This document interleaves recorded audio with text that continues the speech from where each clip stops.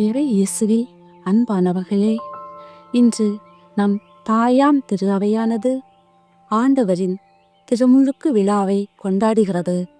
கிறிஸ்து பிறப்பு விழா காலத்தின் நிறைவாக நாம் இந்த விழாவை கொண்டாடுகிறோம். இயேசுவின் பணிவாழ்வு அவர் திருமுழுக்கு பெற்ற பின்புதான் தொடங்குகிறது. யோர்தான் நதியில் இயேசு தலை குனிந்து நின்றபோது வானம் அவர் மீது ஆசீர்வாதத்தை பொழிந்தது. நீரில் மூழ்கியது இயேசு, ஆனால் புனிதமடைந்ததோ தண்ணீர். கடவுள் மகனாகிய இயேசு நமக்காக தன்னை தாழ்த்தி கொண்ட இந்த நிகழ்வு நம்முடைய திருமுழுக்கை நினைவுபடுத்துகிறது. நாம் பெறும் திருமுழுக்கு ஒரு புறம் தந்தையாகிய இறைவனின் மக்கள் தன்மையை நமக்கு பெற்று தருகிறது, மற்றொரு புறம் தூய ஆவியாரின் வரங்களையும் கொடைகளையும் நமக்கு பெற்று தந்து நம்மை தூய ஆவியின் ஆலயமாக்குகிறது. இவ்வாறு தந்தை மற்றும் தூய ஆவியானவரிடமிருந்து வரும் கொடைகளை நமதாக்கி திரு அவையின் குடும்ப உறுப்பினராக மாற்றி அர்த்தமுள்ள கிறிஸ்தவ வாழ்வுக்கு நம்மை தூண்டி எழுப்புவதுதான் திருமுழுக்கு.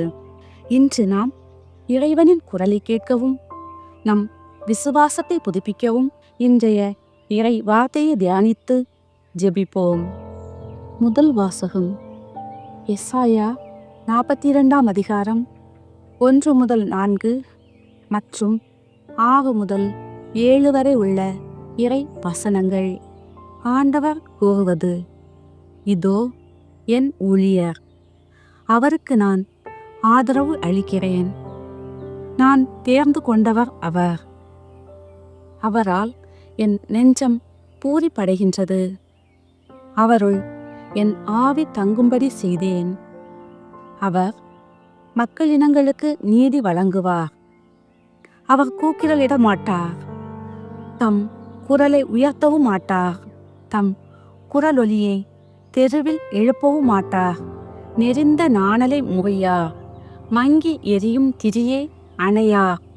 உண்மையாகவே நீதியை நிலைநாட்டுவார். உலகில் நீதியை நிலைநாட்டும் வரை அவர் சோர்வடையார், மனம் தளர மாட்டார். அவரது நீதி நெறிக்காக தீவு நாட்டினர் காத்திருப்பர்.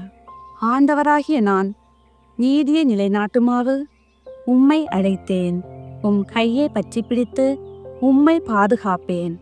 மக்களுக்கு உடன்படிக்கையாகவும் பிற இனத்தாருக்கு ஒளியாகவும் நீர் இருக்குமாறு செய்வேன். பார்வை இழந்தோரின் கண்களை திறக்கவும், கைதிகளின் தலைகளை அகக்கவும், இருளில் இருப்போரை சிறையினின்று மீட்கவும் உம்மை அழைத்தேன். இது ஆண்டவரின் அருள்வாக்கு. இறைவா, உமக்கு நன்றி. பதிலுரை பாடல். பல்லவி. ஆண்டவர் தம் மக்களுக்கு அமைதியளித்து ஆசி வழங்குவாராக. ஆண்டவர் தம் மக்களுக்கு அமைதியளித்து ஆசி வழங்குவாராக.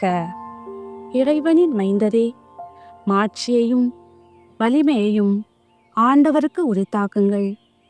ஆண்டவரின் பெயருக்கேற்ற மாட்சியை அவருக்கு உரித்தாக்குங்கள். தூய மாட்சி இலங்கும் ஆண்டவரை வழிபடுங்கள். பல்லவி. ஆண்டவர் தம் மக்களுக்கு அமைதி அளித்து ஆசி வழங்குவாராக. ஆண்டவரின் குரல் கடல் மேல் ஒலிக்கின்றது. ஆண்டவர் நீர் திரள்களின் மேல் வீற்றிருக்கின்றார். ஆண்டவர் குரல் வலிமை மிக்கது. ஆண்டவரின் குரல் மாட்சி மிக்கது. பல்லவி. ஆண்டவர் தம் மக்களுக்கு அமைதி அளித்து ஆசி வழங்குவாராக. ஆண்டவரின் குரல் காடுகளை வெறுமையாக்குகின்றது. அவரது கோவிலில் உள்ள அனைவரும் இறைவனுக்கு மாட்சி என்று ஆர்ப்பரிக்கின்றனர். ஆண்டவர் வெள்ளப்பெருக்கின் மீது வீற்றிருக்கின்றார். ஆண்டவர் என்றென்றும் அரசராக வீற்றிருக்கின்றார். பல்லவி. ஆண்டவர் தம் மக்களுக்கு அமைதி அளித்து ஆசி வழங்குவாராக. ஆண்டவர் தம் மக்களுக்கு அமைதியளித்து ஆசி வழங்குவாராக. இரண்டாம் வாசகம். திருத்தூதர் பணிகள் 10ஆம் அதிகாரம் 34 முதல் 38 வரை உள்ள இறை வசனங்கள். கொர்நேலேயு மற்றும் அவரது வீட்டாரை நோக்கி பேதுரு கூறியது: கடவுள் ஆள் பார்த்து செயல்படுவதில்லை என்பதை நான் உண்மையாகவே உணர்கிறேன். எல்லா இனத்தவரிலும் அவருக்கு அஞ்சி நடந்து நேர்மையாக செயல்படுபவரே அவருக்கு ஏற்புடையவர்.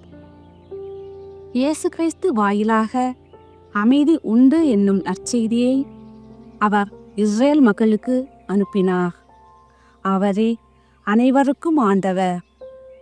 திருமுழுக்கு பெறுங்கள் என்று யோவான் பறைசாற்றிய பின்பு கலிலேயா முதல் யூதேயா முழுவதிலும் நடந்தது உங்களுக்கு தெரியும்.